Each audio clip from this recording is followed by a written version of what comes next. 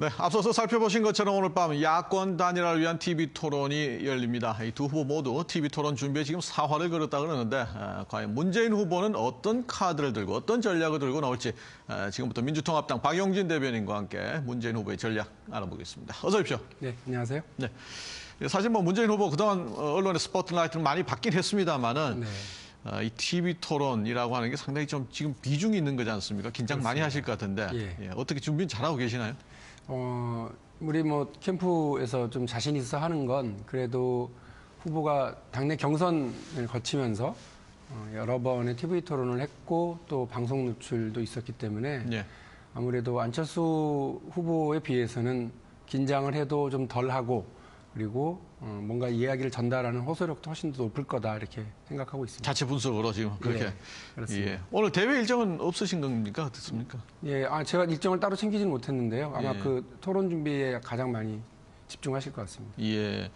지금 서민 대통령론 이건 지금 많이 강조를 하고 계신데 안 후보하고 비교해서 볼 때요.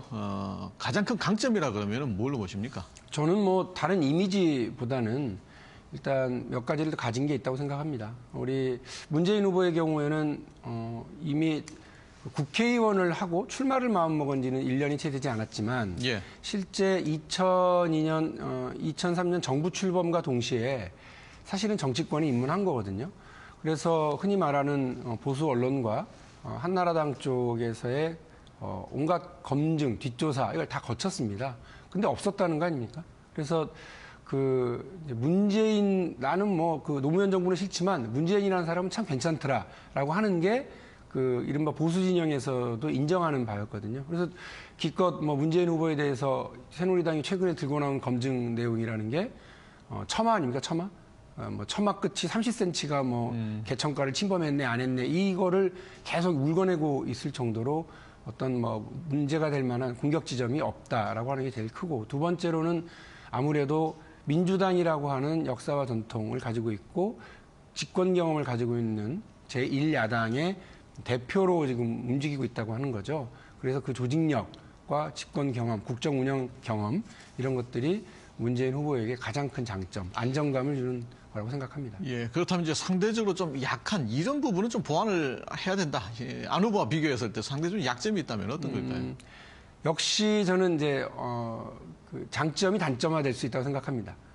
일단 국정 이제 경험이라고 하는 것이 아무래도 지난 정부의 공과 과를 다 이제 안고 가야 된다고 하는 점이 있겠죠. 그래서 노무현 정부가 잘못한 부분에 대해서 충분히 반성하고 있느냐, 그리고 그것을 어떻게 개선할 거냐라고 하는 본인의 태도와 계획이 필요한 것 같고요. 두 번째로는 민주당이 집권 10년의 경험이 있는 제1야당이다 보니까 정치 쇄신하면 늘 민주당도 그 위에 올라가게 되어 있고요. 실제로 민주당의 경우에 민주통합당으로 거듭나고 여러 세력을 통합하기는 했지만 정치적 변화를 요구하는 국민의 시선보다는 반보 정도 느리게 따라가고 있는 것도 있습니다. 그래서 안철수 현상에 화들짝 놀래기도 하고 안철수 현상으로부터 많은 것을 느끼고 이제 변화시키려고 하는 것도 다 이런 이유가 있는 거죠. 그래서 민주당이 큰 장점이지만 문재인 후보에게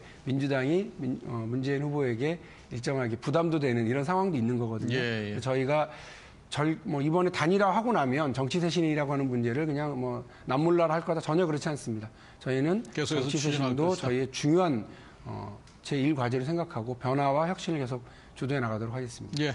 날이 날이니만큼 아무래도 이 단일화 관련해서 계속 여쭤보겠습니다. 지금 협상 요새 잘 진행이 될 것 같았는데 다시 좀 삐걱거리는 그런 모습 보이고 있거든요. 역시 여론조사 플러스 알파 이 문제인 것 같은데 그 알파에 대한 부분에 있어서도 지금 두 후보 측의 이견이 지금 나타나고 있지 않습니까? 안 후보 측에서 이 아웃바운드냐 안 그러면은 이 공론조사식 배시 문제냐 참 국민들 이해하기 어려운 그런 부분들 이제 용어들도 지금 나오고 있는데 이 알파에 대한 부분은 어떻게 계속 지금 이 TV 토론 이후에도 얘기가 될 것 같습니까? 어떻게 불가능하지 않겠습니까? 제가 그 협상팀이 워낙 거의 통제되어 있는 상태라서 아무리 친해도 따로 전화해서 물어보기도 뭐하고 공개도 이제 절제된 공개들만 하고 있는 상황인데 언론에서도 가끔씩 흘러나오긴 하던데 그게 더 문제인 것 같아요.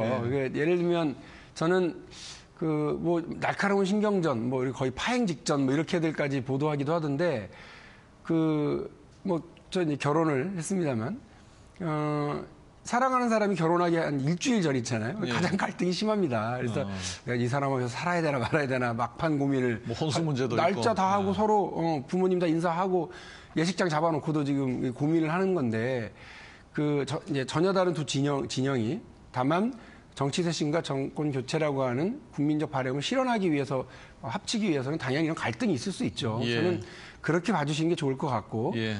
공론조사라고 하는 방식을 제안을 했고 저희는 받았습니다. 예. 받았는데 공론조사의 대상을 어떻게 할 거냐라고 하는 문제에서 납득이 잘 가지 않는 방식을 제안을 했기 때문에 그건 좀 논의하자 했는데 시간상으로 어제도 합의를 못했기 때문에요. 예. 오늘 TV 토론 끝내고 나면 바로 여론조사 방식을 진행하는 건 뭐 기정사실인 것 같고 거기에 플러스 알파가 가능할지에 대해서는 가능성이 좀 약할 것 같습니다. 현실적으로는 불가능하다, 예. 시기적으로. 예. 예. 그 여론조사 시기를 놓고도 지금 많이 있지 않습니까? 네. 예. 뭐 주말에 하자, 주중에 하자. 이거는 어떻게 될 것 같습니까? 그것도 다 언론에서 어떻게 그걸 캐치를 해가지고 보도를 하셨던데 주말에 하면 안철수 후보가 더 유리하다 뭐 이런 예. 거죠. 그래서 토요일 하루라도 끼자 이거고 저희들 같은 경우는 좀 상식적으로 봤을 때 이게 주말을 끼고 하는 건 뭐 좋은데 그 25, 26일이 후보 등록일 아닙니까? 예. 이러면 만일에 최악의 경우에 이 여론조사 방식으로 해가지고 그 채택할 수 있는 결과가 제대로 나오지 않았다. 무승부로 나왔다. 그건 이제 어떻게 할 거냐. 시간이 없는 거 아닙니까? 그래서 예. 그런 것들 때문에 약간 견해들이 다른데요. 어쨌거나 오늘 TV 토론을 통해서 그 후보 간의 차별점, 난타전 이런 것이 나타나기보다는 제가 볼 때는 후보들 간의 공통점과 그리고 대한민국 변화에 대한 어떤 인식의 출발이 같다라고 하는 부분, 정권 교체와 정치 쇄신이라고 하는 정치적 목표에 있어서도 공감대가 얼마나 큰지를 보이는 자리가 될 것 같고요. 예. 후보 두 분은 협력하고 디테일에 대해서는 우리 또 협상단들끼리 아주 그냥 치열하게 또 논의하고 이런 시간이 오늘까지는 있을 것 같습니다. 예, 일단 뭐 두 후보가 지금 결혼식장에 들어갈 때까지는 안심할 수 없다라고 봐도 될까요? 모든 커플이 일주일 전에 다 갈등을 하고 남몰래 밤에 못 자고 합니다만 예.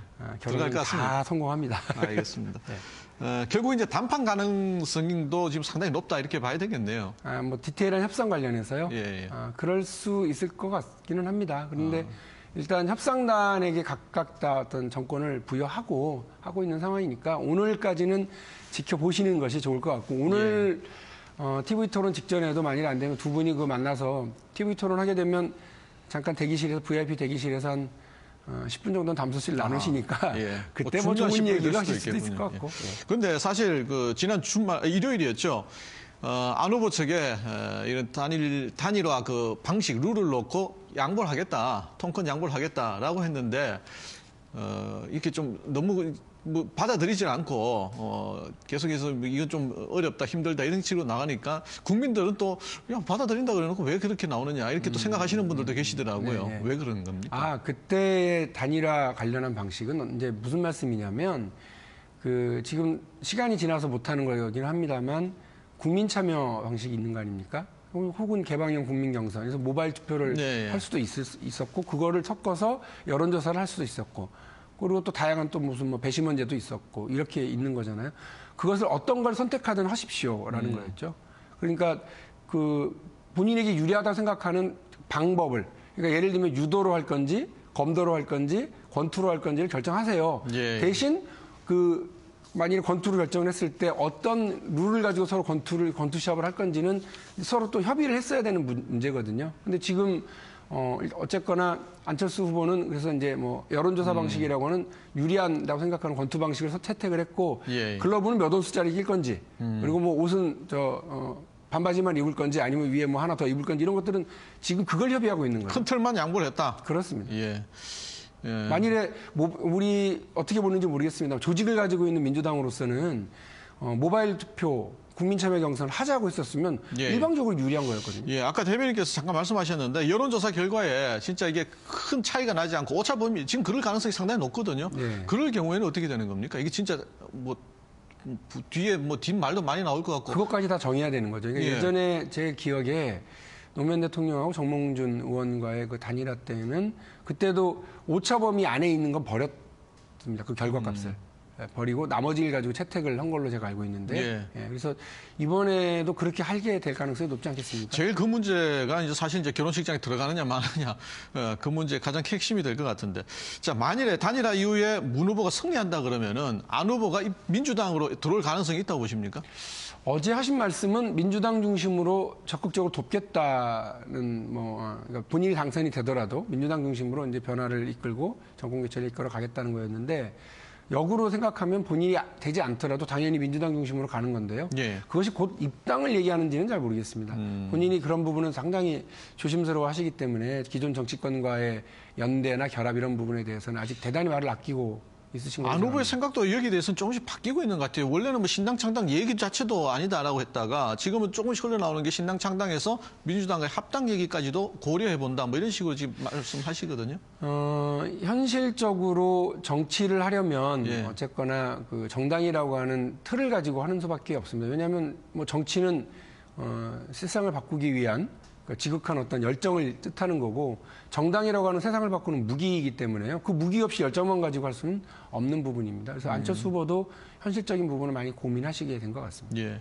하나만 더 여쭤보겠습니다. 마지막으로 어떤 후보가 되든 정권 교체를 위해서 가장 필요한 전략은 뭐라고 보십니까? 간단하게 좀 말씀해 주시죠. 뭐 결혼식장에 하객들은 다 모여 계시고요. 또 화촉도 밝히고 지금 입장을 기다리고 계시는 걸 우리 민주당도 잘 알고 있고 안철수 문재인 두 후보는 더 잘 알고 계시리라고 생각합니다. 단일화를 성사시키고 나면 정말 합심해서 그 정권 교체뿐만이 아니라요. 새로운 대한민국을 만들기 위한 비전을 국민 여러분들께 보여드리기 위한 모든 노력을 다할 겁니다. 그래서 지금은 단일화 협상 국면에 약간은 국민들이 혼란해하실 수도 있지만 단일화가 끝나고 나면 대한민국의 새로운 모습을 펼쳐내는 야권의 후보 모습. 특히나 그것이 문재인 후보가 될 거라고 하는 점 다시 한번 강조드립니다. 알겠습니다. 자, 민주통합당 박영진 대변인과 함께했습니다. 고맙습니다. 네, 감사합니다.